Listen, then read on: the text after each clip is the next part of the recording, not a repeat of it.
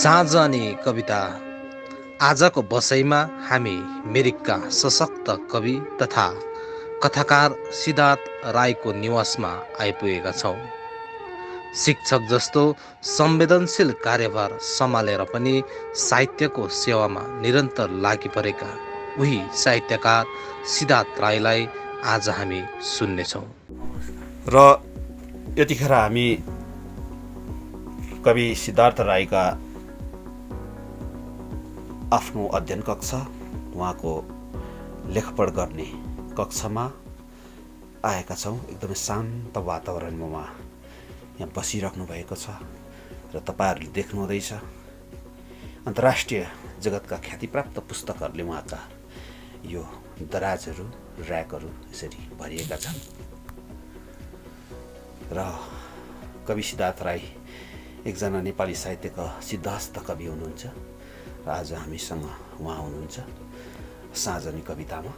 र उहाँसँग अहिले छोटो मिठो कुराकानी त हामी गर्ने नै छौँ र कविबारे केही जानकारी हामी तपाईँहरूलाई दिन्छौँ। सर, कस्तो किसिमको कविताहरू लेख्नुहुँदैछ अहिले? म कविता चाहिँ स्व अभिव्यक्ति दिने आफ्नै अनुभूति र अनि जीवन र जगतका विषयमा लेखेका कविताहरू नै म प्रायः लेख्दछु। कविता चाहिँ एउटा स्व अभिव्यक्ति हो र आफूमा परेका विभिन्न अनुभूति छन्, कल्पना छ, ती कुराको यो एउटा अभिव्यक्ति पनि हो र ती कुराले यो समाजमा पनि प्रभाव पारेको हुन्छ। त्यसै कारण म कविता लेख्छु। भारतीय नेपाली कविताको अहिले कस्तो हाल छ सर? भारतीय नेपाली कविताको अहिले राम्रो प्रगतिको अवस्थामा छ र अहिलेको नयाँ पुस्ताले धेरै राम्रो कविताहरू लेखिरहनु भएको छ। अहिले सर कुन किताबहरू अध्ययन गरिरहनु भएको छ? अहिले मैले नेपाली कविता, कथा, आख्यानहरू बाहेक यो विशेष गरेर झुम्पा लहरीको द लोल्यान्ड, झुम्पा लहरीको झुम्पा लोल्यान्ड अनि तस्लिमा नसरिनको भर्खरै यो रिलिज भएको पुस्तक माई गर्लहुड अनि यो पाउलो कोलोको ब्रिडा भन्ने पुस्तक पनि। ब्रिडा यो नयाँ हो सर? ब्रिडा हजुर। आम जनता र समाजले चाहिँ कविलाई कस्तो अपेक्षा राख्दो रहेछ सर? आम जनताले कविलाई एउटा मार्गनिर्देशकको रूपमा सधैँ हेरिरहेको हुँदो रहेछ र हामीले समाजमा कविले एउटा मार्गनिर्देशक, स्रष्टा अनि द्रष्टाको काम गर्न पर्दो रहेछ। विशेष गरेर हामी कविहरू तपाईँहरू जो कविहरू हुनुहुन्छ, राजनीतिदेखि तपाईँहरूलाई किन दिक्कै लाग्छ, किन विमुख हुनुभएको? जबकि एउटा कविले नै एउटा यस्तो अस्त्र बोकेको हुन्छ जसले चाहिँ जनतालाई जागरुक गराउन सक्छ, फलाम गाल्न सक्छ विचारले। तर कविहरू यहाँ कवितै मात्रै लेख्छन्, कुनै मोर्चामा अगाडि देखिँदैन नि, किन होला? मलाई यस्तो लाग्छ कि विशेष गरेर कविहरू मोर्चामै सामेल नभए पनि समाजमा के भइरहेको छ, समाजलाई अग्रगति दिन हाम्रा कविहरू पनि, नेपाली कविहरू पनि यहाँ लागि परिरहेकै नै छन्। तर यति हो, एकदमै राजनीतिक खेमामा लागेर काम गरेको चाहिँ अलिक देखिन्न। र अरूतिर जस्तै अरू साहित्यका कविहरू, अरू देशका कविहरू, अरू समाजका कविहरू र हाम्रै भारतका कविहरू पनि राजनीतितिर लागेको देखिन्छ। अब हाम्रो छिमेकी राज्यमै भनौँ, एकजना दार्शनिक सुभाषै घिसिङको पनि कुरा आयो। उहाँ कवि थिए, दार्शनिक थिए। डाक्टर पवन चामलिङ पनि कवि, दार्शनिक थिए र उनीहरूले गरेको जुन काम हुन्छ चाहिँ अलग्गै हुँदो रहेछ नि त। अरू साधारण लिडरसिप भन्दा चाहिँ उनीहरूकोमा चाहिँ के कल्पना शक्ति बढी भएर हो अथवा आफ्नो भिजन होइन एकदम स्पष्ट भएर हो, किन चाहिँ कविहरूले गरेको जुन राज्य सञ्चालन गरेको त एकदमै नमुनाको रूपमा यहाँ देख्न पाइयो नि त कविजी हो। अनि यसलाई पनि हामीले स्वीकार गर्नैपर्छ। जस्तै अटल बिहारी वाजपेयी पनि एकदम असल कवि थिए र मैले हरियाणामा पनि भेटेँ वीरप्प मोइली, कर्नाटकका पूर्व मुख्यमन्त्री। उनी असल कवि पनि हुनुहुँदो रहेछ। राजनीतिमा पनि धेरै उहाँको लगाव। अनि राजनीतिमै नलागे पनि समाजका सचेतकको रूपमा जस्तै तस्लिमा नसरिन, अक्टोबर बाज धेरैले कामहरू गरिरहेका छन् त। र यो भन्न मन लाग्छ कि यहाँ पनि कविहरूले चाहिँ त्यसै चाहिँ बस्नुभएको छैन। उहाँहरूले केही न केही धेरै मात्रामा पनि तपाईँले हेर्नुभयो भने थाहा हुन्छ, कवितामै त्यो कुराको समाजमा भइरहेको, समाजलाई मार्ग निर्देशन गर्ने समाजमा भएको कतिपय विसङ्गतिहरूबारे उहाँहरूको कवितामै अभिव्यक्ति भइरहेका छन्, अहिले पनि भइरहेकै म देख्छु। नयाँ पुस्ताको आउने कविहरूलाई के भन्न चाहनुहुन्छ? अहिले नयाँ पुस्ताका कविहरू एकसायक छन्, उनीहरूले राम्रो राम्रो कविताहरू लेखिरहेका छन्, त्यो खुसीको कुरो। अनि हाम्रा नयाँ पुस्ताका कविहरूले भारतका प्रसिद्ध कविहरू, विश्व साहित्यका प्रसिद्ध कविहरूको कविताहरू पनि, काव्यहरू पनि अझै अध्ययन गरेर लेख्नुभयो भने अझै राम्रो हुन्थ्यो कि जस्तो लाग्यो। र हामीले सुन्नमा आएको थियो सर, तपाईँले वरिष्ठ उपन्यासकार कथाकार असित राईमाथि विद्यावारिधि अथवा शोध कार्य गर्नुहुँदै थियो भन्ने लागेको थियो, कहाँसम्म पुग्नु भयो? मैले नेपालबाट उपन्यासकार असित राई सम्बन्धमा शोध गरिरहेछु र यो शोध चाहिँ निकै अध्ययसम्म मैले गरिसकेको छु र सायद कहिलेसम्म पुरा होला सर? यो चाँडै नै म पुरा गर्ने म कोसिसमा छु। तपाईँलाई बहुत बहुत बधाई, शुभकामना छ सर। कविता र साँझ श्रृङ्खलाको यो दोस्रो श्रृङ्खलामा हामी मूर्धन्य साहित्यकार कवि सिद्धार्थ राईको निवासमा छौँ र उहाँबाट एउटा कविता अनि साँझमा कविता सुनौ। उकालो बाटो भ्रम गुलाबको फुल,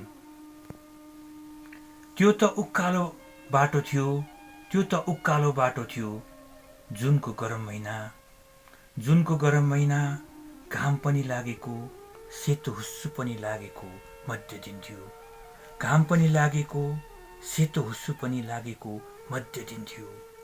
एउटा अर्थहीन सपना जस्तो, एउटा अर्थहीन सपना जस्तो बिस्तारै हिँड्दै गएका थियौँ, बिस्तारै हिँड्दै गएका थियौँ।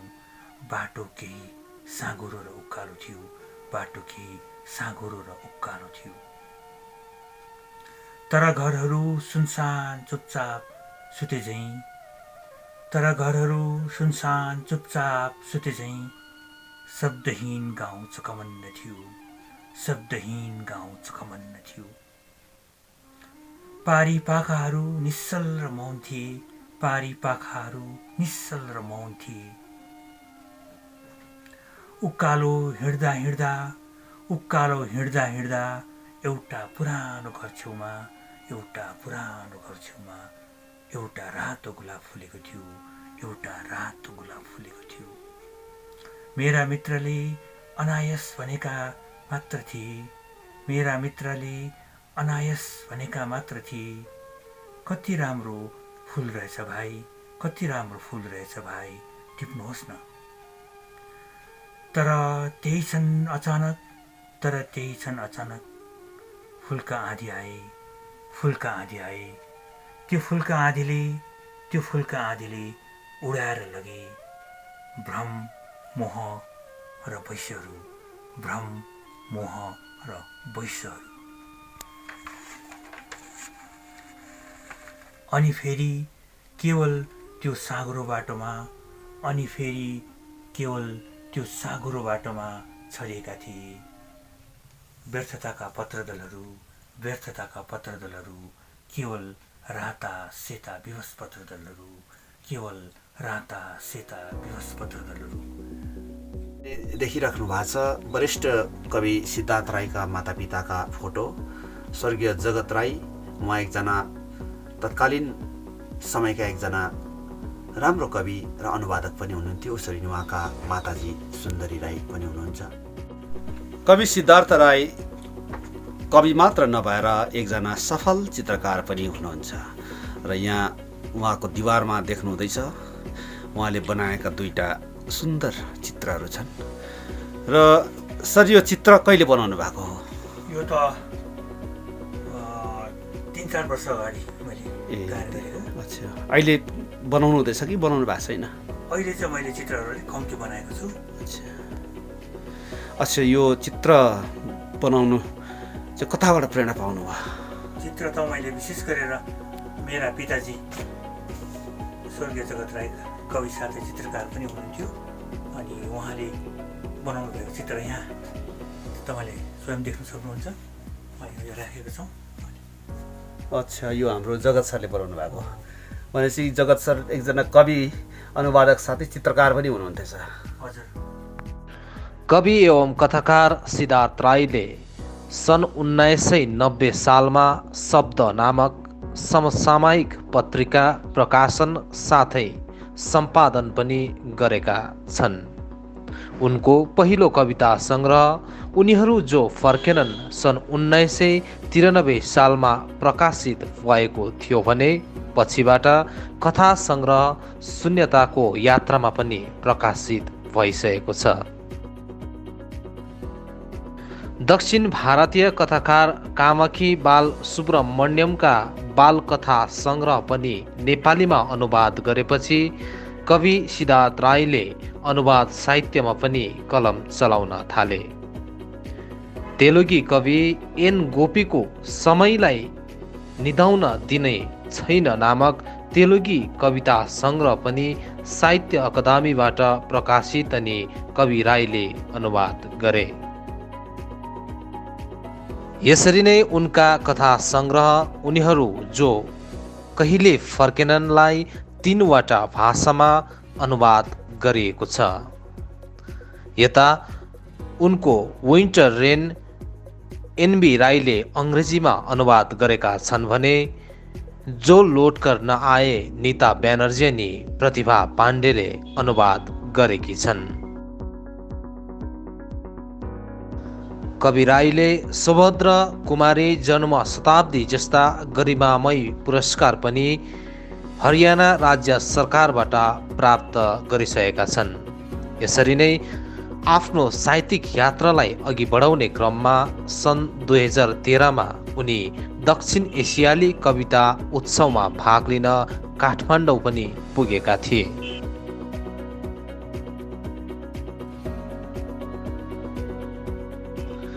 कथा, कविता, चित्रकारिता बाहेक कवि सिद्धार्थ राई कारको पनि औधी शौखिन व्यक्ति हुन्।